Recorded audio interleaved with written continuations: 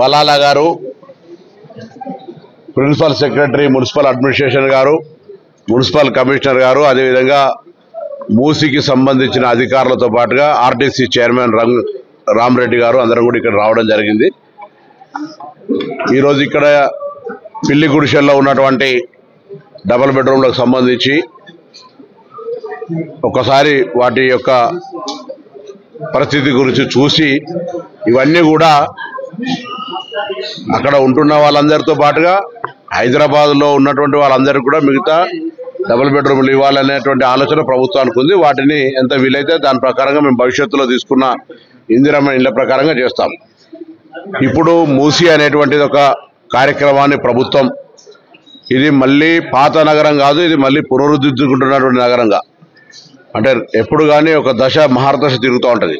గతంలో పాత నగరం అనేటువంటి ఒక అట్టహాసంగా ఉన్నటువంటి ప్రాంతం ఈరోజు మళ్ళీ ఆ మూసీ ప్రాంతాన్ని అన్ని రకాలుగా పర్యాటక, పారిశ్రామిక లేదా పర్యావరణ, నీటికి సంబంధించినటువంటి దుర్వాస ఏం లేకుండా భవిష్యత్తులో ఇదొక అందమైనటువంటి టూరిజం ప్లేస్గా కూడా ఉపాధి అవకాశాలను పెంచేటువంటి విధంగా ఈరోజు ఆ కార్యక్రమాన్ని గౌరవ ముఖ్యమంత్రి గారు ఒక తన ప్రణాళిక తీసుకొని ముందుకు పోయే సందర్భంలో ఇవాళ ఇక్కడ ఈ ప్రాంతాన్ని విజిట్ చేయడానికి వచ్చినాం.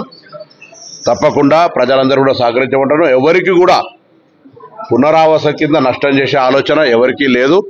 అందరికీ రీహాబిలిటేషన్ జరుగుతుంది. అందరూ సహకరించాలి. ఎవరైతే ఈ ప్రాజెక్టు నిర్మాణం ద్వారా నష్టపోతారో అనుకుంటారో అన్ని రాజకీయ పార్టీలను కూడా దీనికి సహకరించమని కోరుతా ఉన్నాం. స్థానికంగా ప్రజాప్రతినిధులందరూ కూడా సహకరిస్తా ఉన్నాం. ఇది ఒక గొప్ప కార్యక్రమం.